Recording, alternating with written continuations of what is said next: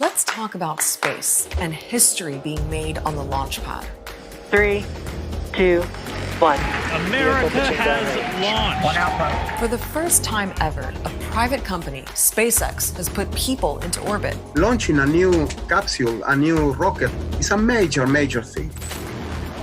It's all about building a commercial space industry, going back to the moon. We should become a multi-planet civilization, even if it's just a science base. Going to Mars, and back here on Earth, hypersonic flights at speeds that'll make the Concorde look like a Cessna. But what makes this launch special?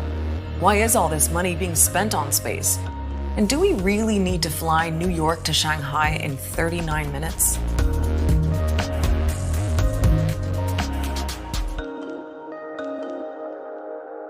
Billionaires dream big, and that's Elon Musk to a T. And he wants us to dream big too.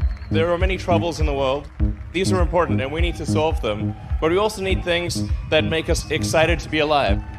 Everything's a stepping stone to the next step, to the next technological feat. So let's understand, Elon Musk's goal is to build by 2050 a city on Mars that will have a population of 1 million people.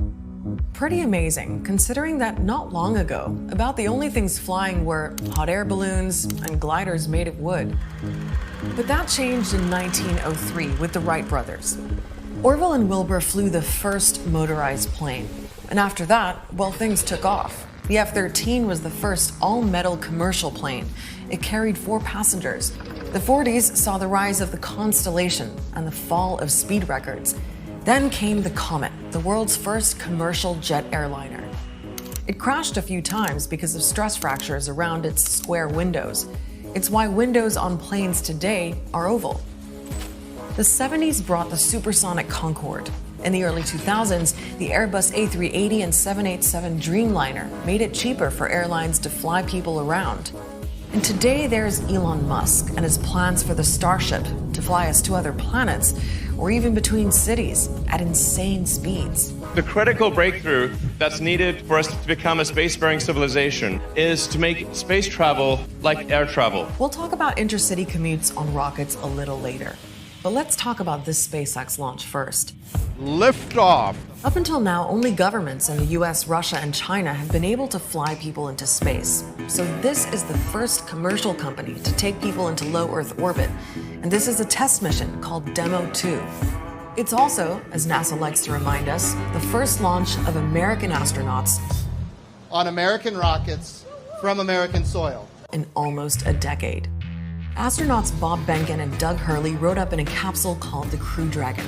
It's like a big SUV that seats up to 7, but it's less tin can Apollo 11, more sleek modern kitchen with touchscreens. Bad weather delayed the launch by a few days. Unfortunately, we are not going to launch today. But then there was liftoff. Liftoff! Go NASA! Go SpaceX! Godspeed, Bob and Doug! From the Kennedy Space Center in Florida to the International Space Station, or the ISS, where Behnken and Hurley will stay up to 4 months. We're given the honor to name this capsule. Without further ado, we would like to welcome you aboard Capsule Endeavour. It's historic, and sure, it's something to celebrate. But what's in it for SpaceX and NASA? Well, privatized spaceflight means the US doesn't have to spend as many tax dollars to transport cargo and people to the ISS. Since NASA retired the space shuttle in 2011, we sure hope that everybody was able to take just a little part of the journey with us. It's had to rely on Russian Soyuz rockets to get to the space station. Contract is confirmed. It costs roughly $85 million a seat to send a NASA astronaut up on the Soyuz. SpaceX is going to charge about $55 million per seat. NASA also saves money by getting private companies like SpaceX and Boeing to compete for contracts. They take on the big expenses of innovation and testing, and it drives down the costs for NASA. This rocket, nuts to bolts, top to tail, all of it is owned by a commercial entity. Not one part of it is owned by NASA or the US government, except for, the astronauts and the patches on their chest. Musk started his company with $100 million of his own cash. That was 18 years ago. Today, his private company is reportedly worth as much as $36 billion. So what does that tell you? There's money to be made in space. In 2018, hundreds of billions of dollars were spent on things like satellite-based entertainment, mapping, and weather. In 20 years, people think space-related goods and services could be worth more than $1 trillion. That $1 trillion figure includes projects like a new satellite-based internet, space tourism, and mining on mineral-rich asteroids and on the moon. What becomes more valuable than gold is water. And water has been discovered on the moon. And that's what everyone is trying to race to get at. And it's not just about water to drink. People are looking at the moon as a potential gas station on the way to Mars, because when you split water into oxygen and hydrogen and liquefy it, you get rocket fuel. And the US isn't the only country with plans for the moon. Russia's going.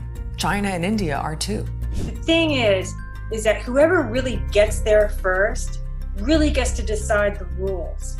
So there are plenty of business incentives. And companies like SpaceX and Boeing, well, they want to be the airlines to space. But first they have to show they can do it safely. And to do that, they've had to learn from some spectacular failures.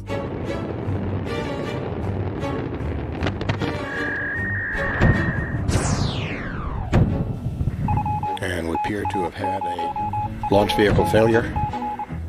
If you're going to have a problem with engines, it's better to have it on the ground. Oh, no.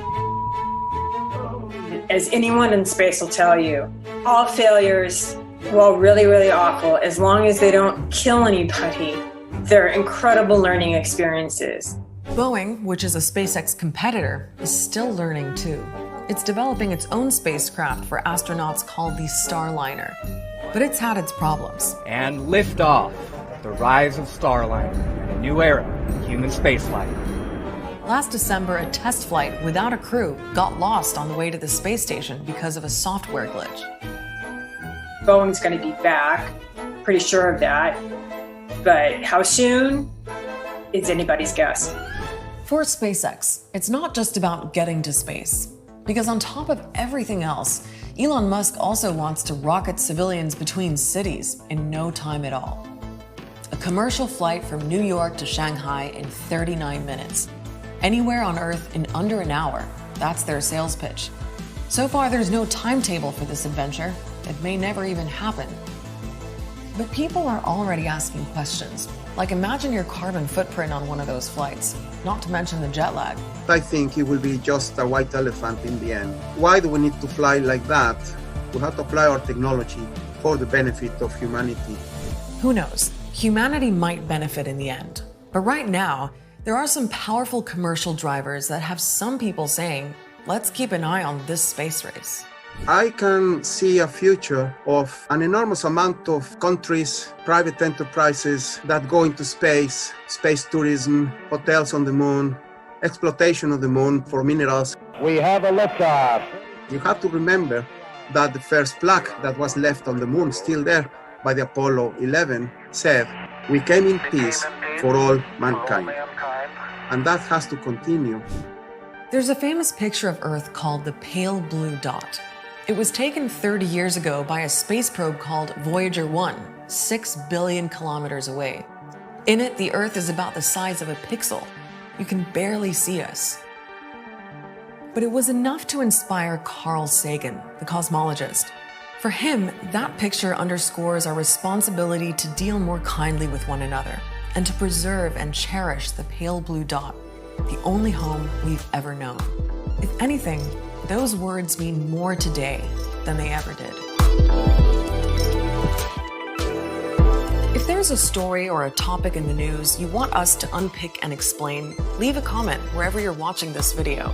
And make sure to follow, like, or subscribe to Al Jazeera so you won't miss our next episode. I'll see you next week.